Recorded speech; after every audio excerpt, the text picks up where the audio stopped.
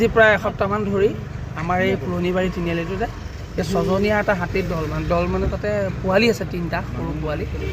মানে ভোকত ঠিক ৰাতিপুৱা 3টা 4টামান বজাৰ পৰা খুব চিঞৰিব আৰম্ভ কৰে। তো আমি অতিষ্ঠ হৈ পেলাই আজি আৰু মোৰ লগৰ 2জন বন্ধুৰ লগত গৈ আমি এখন গাড়ী লৈ পেলাই ওচৰৰে আমাৰ মিঠাম চাপৰি জেগাটোৰ পৰা মানুহৰ ঘৰৰ পৰা অলপ কল কালেক্ট কৰি আনি পেলাই আমি মানে হাতীখিনি দিলোঁ। আৰু হাতীখিনি খাবলৈ পানী নাই, ইয়াত ক'তো এটোপাল পানী নাই, এডাল ঘাঁহ নাই।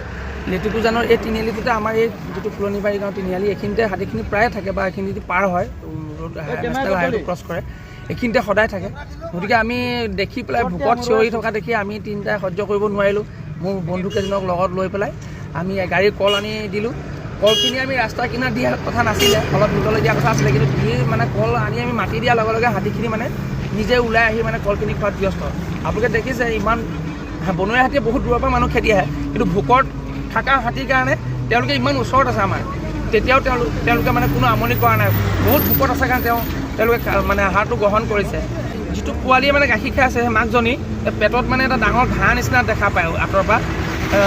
মানে সেইটো দেখিছোঁ, তেওঁ মানে অলপ আগত আমি ৰাতিপুৱা যাওঁতে দেখিছিলোঁ এই গছত ঘঁহাই আছিলে, সম্ভৱ তাতে পোক চোক হৈছে নেকি এনেকুৱা কিবা।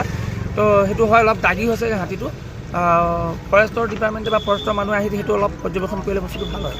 আজি প্ৰায় এসপ্তাহমান ধৰি আমাৰ এই পুৰণিবাৰী তিনিআলিটোতে এই ছজনীয়া এটা হাতীৰ দল মানে তাতে পোৱালি আছে, 3টা সৰু পোৱালি। মানে ভোকত ঠিক ৰাতিপুৱা 3টা 4টামান বজাৰ পৰা খুব চিঞৰিব আৰম্ভ কৰে। তো আমি অতিষ্ঠ হৈ পেলাই আজি আৰু মোৰ লগৰ 2জন বন্ধুৰ লগত গৈ আমি এখন গাড়ী লৈ পেলাই ওচৰৰে আমাৰ মিঠাম চাপৰি জেগাটোৰ পৰা মানুহৰ ঘৰৰ পৰা অলপ কল কালেক্ট কৰি আনি পেলাই আমি মানে হাতীখিনি দিলোঁ। আৰু হাতীখিনি খাবলৈ পানী নাই, ইয়াত ক'তো এটোপাল পানী নাই, এডাল ঘাঁহ নাই। লেটেকুজানৰ এই তিনিআলিটোতে আমাৰ এই যিটো পুৰণিবাৰী গাঁও তিনিআলি, এইখিনিতে হাতীখিনি প্ৰায়ে থাকে বা এইখিনি যদি পাৰ হয় নেশ্যনেল হাইৱেটো ক্ৰছ কৰে, এইখিনিতে সদায় থাকে। গতিকে আমি দেখি পেলাই ভোকত চিঞৰি থকা দেখি আমি 3টাই সহ্য কৰিব নোৱাৰিলোঁ।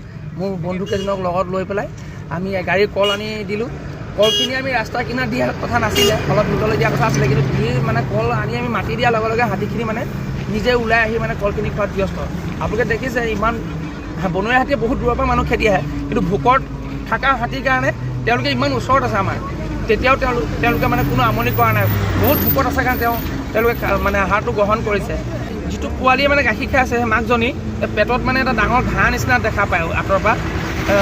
মানে সেইটো দেখিছোঁ, তেওঁ মানে অলপ আগত আমি ৰাতিপুৱা যাওঁতে দেখিছিলোঁ এই গছত ঘঁহাই আছিলে, সম্ভৱ তাতে পোক চোক হৈছে নেকি এনেকুৱা কিবা। তো সেইটো হয়, অলপ দাগী হৈছে হাতীটো। ফৰেষ্টৰ ডিপাৰ্টমেণ্টে বা ফৰেষ্টৰ মানুহে আহি সেইটো অলপ পৰ্যবেক্ষণ কৰিলে বস্তুটো ভাল হয়। যিকোনো খবৰৰ বাবে যোগাযোগ কৰক 7099017330 লগতে 7099017110 নম্বৰত।